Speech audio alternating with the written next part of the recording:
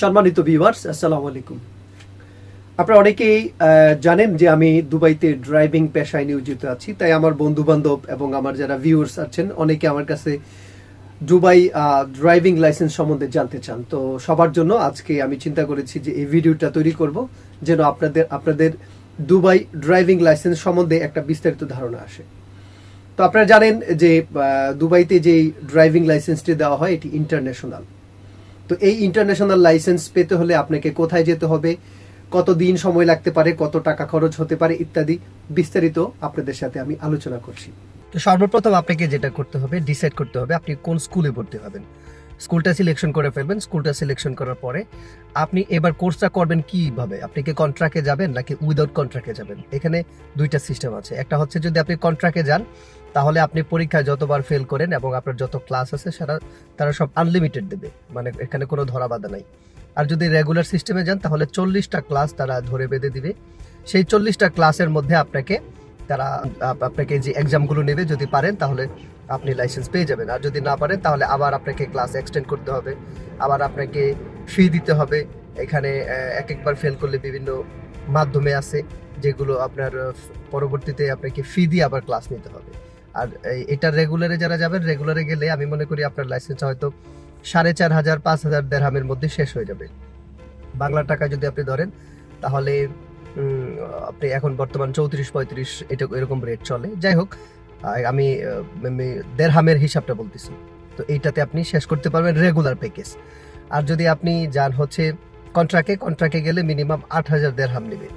8,000 দেরহামের মধ্যে unlimited class পাবেন এবং যতবার ফেল করেন প্রত্যেকবার আর কোনো আপনাকে টাকা দিতে হবে না। আপনি দুবাইতে লাইসেন্স নিতে পারেন। এই দুবাইতে লাইসেন্সটা অনেক ভ্যালু আছে। অনেকে বলে থাকেন যে দুবাইতে যার কাছে লাইসেন্স আছে অনেকটা দুবাইতে মানে ন্যাশনালিটি কার্ড পাওয়ার মতো। এটার কথাটা একদম আমি উড়িয়ে দিচ্ছি না, কারণ হচ্ছে দুবাইতে লাইসেন্সটা খুবই এক্সপেন্সিভ এবং এটা ইন্টারন্যাশনাল। এটা আপনি যদি দুবাইতে লাইসেন্সটা নেন সেক্ষেত্রে আপনি পৃথিবীর যে কোনো জায়গায় আপনি গাড়ি চালাইতে সক্ষম। আর আপনাকে এই লাইসেন্সের মাধ্যমে আপনাকে সম্ভবত 35টি দেশে তারা লাইসেন্স মানে আপনি দরকার নাই সে দেশে গিয়ে আপনি এইটা দিয়ে চালাইতে পারবেন। আর কিছু কিছু দেশে আছে যা যখন পরবর্তীতে আপনাকে অনুমতি নিয়ে তাদের কাছে একটা পেপারস নিয়ে চালাইতে হবে। যাই হোক, ওইগুলি পরের বিষয়। আমি লাইসেন্স কত খরচ লাগবে ইত্যাদি আপনাদেরকে এবং কয়টা ধাপ আছে আমি সেগুলো বলে দিচ্ছি। নাম্বার 3, এবার আপনি ভর্তি হওয়ার পরে আপনি অনেকে মনে করেন তাহলে টাকাটা আমি কিভাবে দেবো, টাকাগুলো কি আমি একসাথে দেবো নাকি ভেঙে ভেঙে দেবো। দেখেন এখানে টাকা দেওয়ার আপনি ভেঙে ভেঙে দিতে পারেন। 4টা ধাপে দেওয়া যায়। প্রথমে যখন আপনি ভর্তি হবেন, ভর্তির সময় টাকা দিবেন। ভর্তি হওয়ার সময় আপনাকে ক্লাস সহ ইডিআইতে আমি করেছি। ইডিআইতে আমার কাছে প্রথমে নিয়েছে আপনার 1800 সামথিং, তারা সব সহ। তো হওয়ার পরে আপনাকে তারা প্রথম ধাপে দেবে হচ্ছে আপনাকে আই টেস্ট দিবে। আই টেস্ট আপনি করে আসবেন।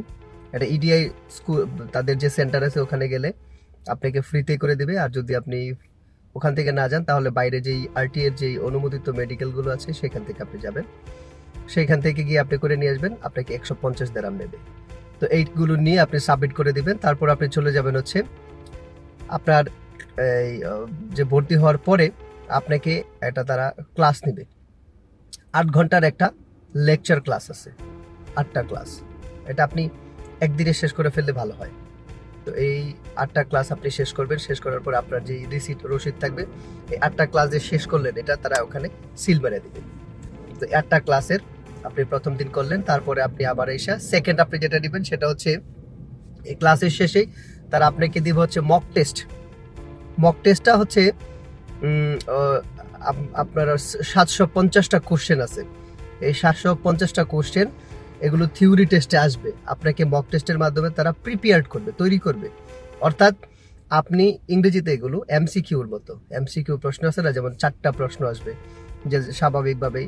আমি এক্সাম্পল দিচ্ছি যে রাস্তা দিয়ে যখন আপনি যাবেন, পেডেস্ট্রিয়ান যাবে, তখন পেডেস্ট্রিয়ানের সাথে আপনার করণীয় কি, এই এই এই এই যেরকম 4টা আসবে, তখন আপনি যেটা সঠিক সেটাতে আপনি টিকমার্ক দেবেন, এরকম আর কি কম্পিউটারে। তো আপনি মক টেস্ট পাস করবেন। মক টেস্টের পরে তারপরে আসবে হচ্ছে এটাই যদি আপনি মোটামুটি ভালো নাম্বার তুলে ফেলেন, মানে 43 নাম্বার তুলে ফেললে তখন তারা আপনাকে আরটি এর কাছে পাঠাবো থিওরি টেস্টের জন্য। এটার নাম হচ্ছে থিওরি টেস্ট। তো প্রথমে গেল ভর্তি, তারপরে মক টেস্ট, তারপর হচ্ছে থিওরি টেস্ট। থিওরি টেস্টে আপনি যখন আসবেন, থিওরি টেস্টে আসার পরে সেম ওই যে 750টা যে কোশ্চেন ছিল, এই 750টা কোশ্চেনের মধ্যে কম্পিউটারের স্ক্রিনে তারা আপনাকে 50টা অ্যান্সার মানে কোশ্চেন করবে, আসবে একের পর এক 50টা আসবে।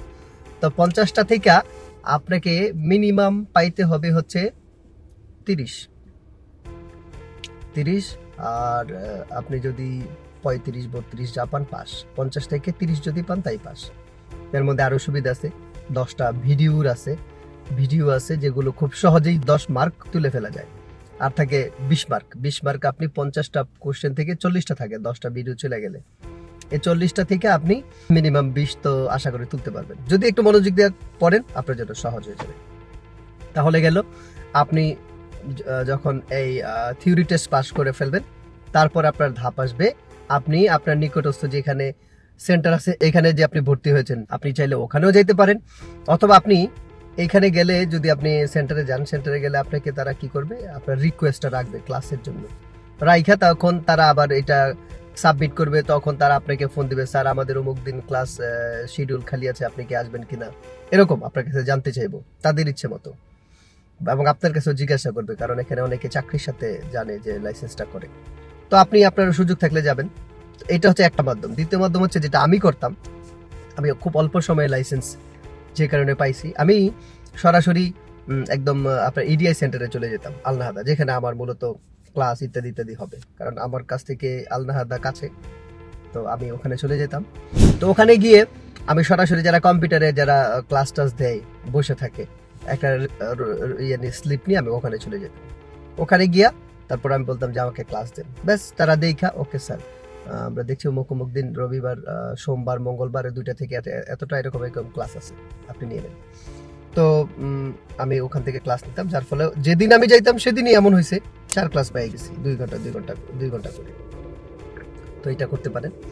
তো যাই হোক, এখানে ক্লাসের পরে আপনার যেটা হবে, আপনাকে তারা দেখবে 9 থেকে 10টা ক্লাস দিবে, দেখার পরে যদি আপনাকে মনে করে যে আপনি মোটামুটি এখন ফিট হয়ে গেছেন, আপনি পরবর্তী ধাপে যেতে পারেন। সেই পরবর্তী ধাপটা হচ্ছে যা শিখাইছে এই শিক্ষাগুলিকে ইডিআই এর আরো যারা এই স্কুলের একটু মানে বড় পর্যায়ে যারা আছেন, ওস্তাদ আছেন, ওনারা আপনার এক্সাম নিব কি, রোডের মধ্যে এতদিন আপনি যে আইন কানুন গুলো শিখছেন সেগুলো আপনি কিরকম পারেন, এটার নাম হচ্ছে রোড অ্যাসেসমেন্ট টেস্ট।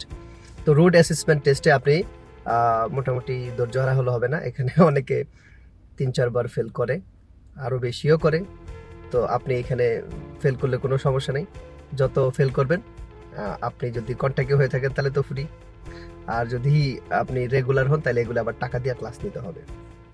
তো যাই হোক, এই রোড অ্যাসেসমেন্ট টেস্টের পরে আপনার ধাপ আসবে হচ্ছে, আপনি যাবেন হচ্ছে এটা পাস করার পরে আপনাকে দেবে হচ্ছে আপনার অ্যাসেসমেন্ট পার্কিং এ আপনি দুবাইতে পার্কিং এর জন্য 5টা আছে, 5টা পার্কিং।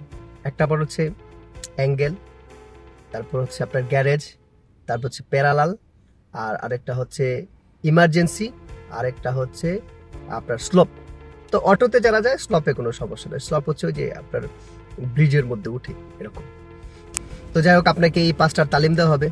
তালিম দেওয়ার পরে ওখানেই যারা বড় ওস্তাদ আছেন, শিক্ষা দেওয়ার পরে, তালিম মানে হচ্ছে শিক্ষা, ওই তালিম করতেছি, আপনারা তো জানেন তালিম সম্বন্ধে।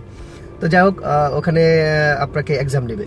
তো আপনি এখানে নেওয়ার পরে সুবিধা হলো, যেই 5টা এই যে অ্যাসেসমেন্ট যে পার্কিং পাস করবেন, 5টা থেকে 3টা করলেন, পরবর্তীতে আবার 2টা হবে, পরের দিন 1টা পারলেন, তারপর আবার 1টা হবে, এটা একটা সুবিধা আছে। এটাই যখন আপনি পাস করে ফেলবেন, তখন আপনাকে তারা নিয়ে যাবে হচ্ছে আরটিএ পার্কিং, অর্থাৎ এইখানে যেগুলো দিচ্ছেন, এবার এর সাথে আপনার সাথে ছিল হচ্ছে এখানে আপনার ওস্তাদ ছিল, পরে আরটিএ পার্কিং এ যাওয়ার পরে আপনাকে সাথে কিছুই থাকবে না, এরকম একটা যে আমার গাড়ির মতো আপনার এখানে ক্যামেরা লাগানো থাকবে। তো বেশ, আপনাকে কম্পিউটারে সব বলবে are you ready for test, ওকে। তো আপনি যাবেন, একটা করে ধাপে যাবেন, এরকম 5টা ধাপ আসবে, আপনি নিজে দিবেন, সব ক্যামেরা এগুলো হ্যান্ডেলিং করে দেখে রোড চেক। আপনি যে কটা পাস করবেন সেম আপনি পরবর্তীতে এটা দিতে হবে না, নেক্সটটা দিতে হবে। তো যাকে পার্কিং ধাপ শেষ করলে তারপরে আপনার জন্য আসবে হচ্ছে হাইওয়ে ক্লাস। অর্থাৎ দুবাইতে আপনি তো এতদিন হাইওয়েতে যান নাই, রোডের মধ্যে আপনি ভিতরে রোডে চালাইছেন। দুবাইতে হাইওয়ে রোড মনে হচ্ছে আপনার হাইওয়েতে মিনিমাম গতি হচ্ছে, ওখানে যেই রোডের মানে গতিটা দেওয়া 110 থেকে শুরু হয় 140 পর্যন্ত, এটা হচ্ছে হাইওয়ে। তো সুতরাং ওই হাইওয়েতে আপনি কিভাবে গাড়ি চালাবেন এটা আপনাকে শিক্ষা দেবে। হাইওয়ের পরে আরেকটা দেওয়া হবে ইন্ডিপেন্ডেন্স। তো ইন্ডিপেন্ডেন্স আপনি আরেকটা ক্লাস হবে, ব্যাস ওইটা দিবেন। ওই দুইটা ক্লাস শেষ হওয়ার পরে এবার চলে আসবে আপনার ফাইনাল ধাপ। ফাইনাল ধাপে হচ্ছে আপনি ওই যে আমি বলেছিলাম যে রোড অ্যাসেসমেন্টে আপনি কতবার করেছেন, পরীক্ষা দিয়েছেন, 2-3 বার ফেল করবেন, সমস্যা নেই। ওই রোড অ্যাসেসমেন্টে যা হয়, পার্কিংয়ে যা শিখাইলো, এই সকল জ্ঞান নিয়ে রোড ফাইনালে আপনার একটা ওখানকার দুবাইয়ের আরটিআর গভর্নমেন্টের পুলিশ আছে, তারা আপনাকে এই এক্সামটা নেবে, তারা গাড়ির ভিতরে বসে থাকবে। ব্যাস এই ধাপ আপনার শেষ হবে, আপনি লাইসেন্স পেয়ে যাবেন। তো এইটা হচ্ছে ফাইনাল ধাপ, এখানে 2-3 বার ফেল করাবে। তো সব মিলিয়ে এই লাইসেন্সটা আপনি পাইতে গেলে আপনাকে আশা করি আপনি যদি ধৈর্য ধারণ করেন তাহলে আপনাকে ডিপেন্ড করে আপনার উপরে, তারপরও আমি মনে করি 3-4 মাসের মধ্যে অফকোর্স আপনি লাইসেন্স পেয়ে যাবেন। তো আশা করি আমার এই ভিডিওর মাধ্যমে আপনাদের দুবাই লাইসেন্স সম্বন্ধে একটা ভালো ধারণা হয়েছে। যদি আরও কোনো জিজ্ঞাসা থাকে আমি ব্যক্তিগতভাবে আপনারা আমার সাথে ইনবক্সে যোগাযোগ করতে পারেন। আমি আপনাদেরকে আরও সহজভাবে আমি আরও ডিরেক্টলি আপনাদেরকে হেল্প করতে পারবো, আমাদের বাঙালি ভাইদেরকে। তো যারা আমার ভিডিওটা থেকে কিছুটা উপকৃত হয়েছেন, আপনাদের কাছে অনুরোধ রইল আমার ভিডিওটি আপনারা লাইক কমেন্ট করবেন এবং আমার চ্যানেলটিকে সাবস্ক্রাইব করে দিয়ে আমার পাশে থাকবেন। ধন্যবাদ সবাইকে, আল্লাহ হাফেজ।